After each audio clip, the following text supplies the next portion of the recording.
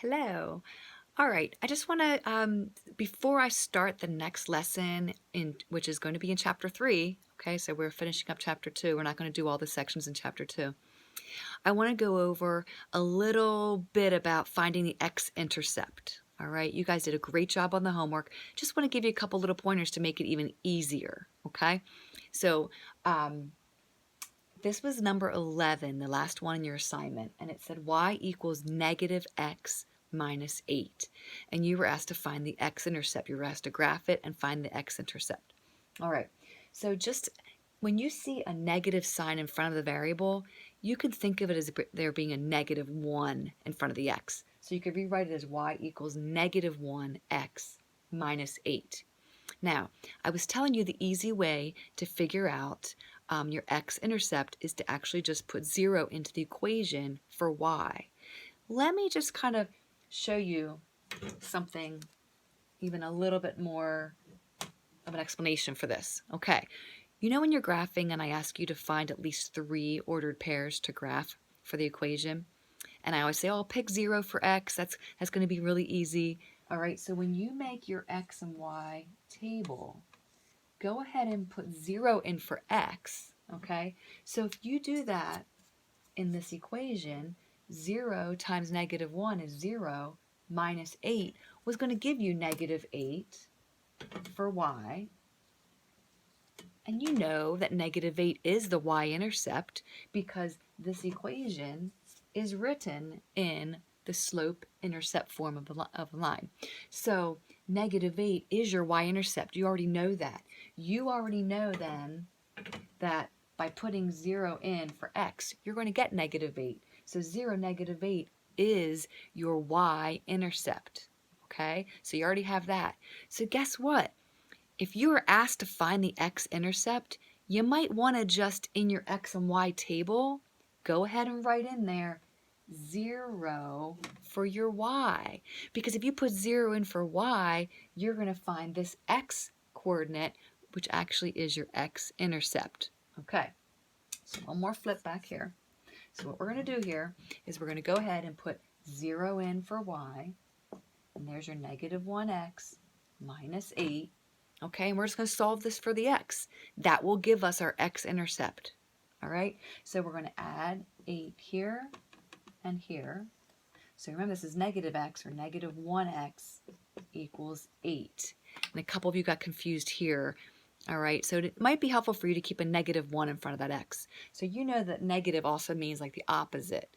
Okay, the opposite of x was 8. Or go ahead and just divide each side by your negative 1. And so x is negative 8. So flipping back over to here, if I have 0 in there for y, I'm going to get negative 8 for x.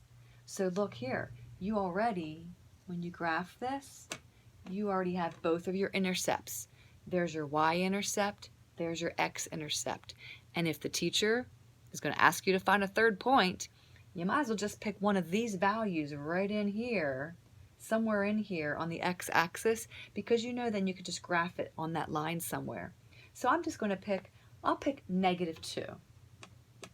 So if I put negative 2 into my equation for x, negative 2 would go right in here. Sorry, this got brushed off.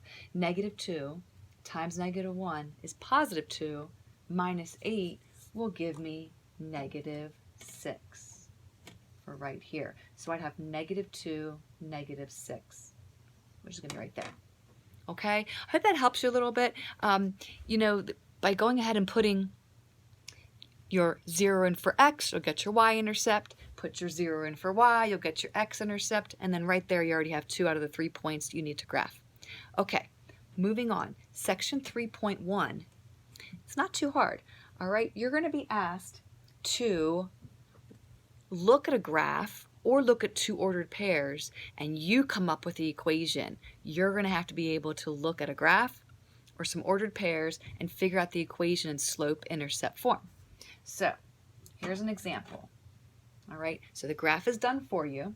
Okay, so what you want to do is, you know, you need the slope and the y-intercept to write your equation, because you're going to write it y equals mx plus or minus b.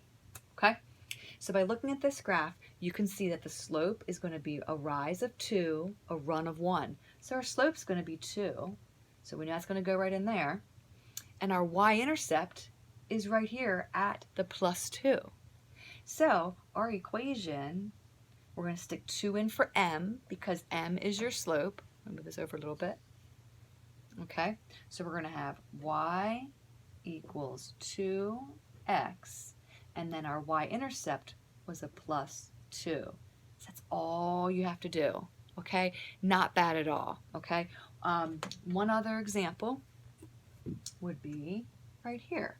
So let's just say I don't even give you the graph, and I ask you to go ahead and you have to write the equation based on just having 2 ordered pairs.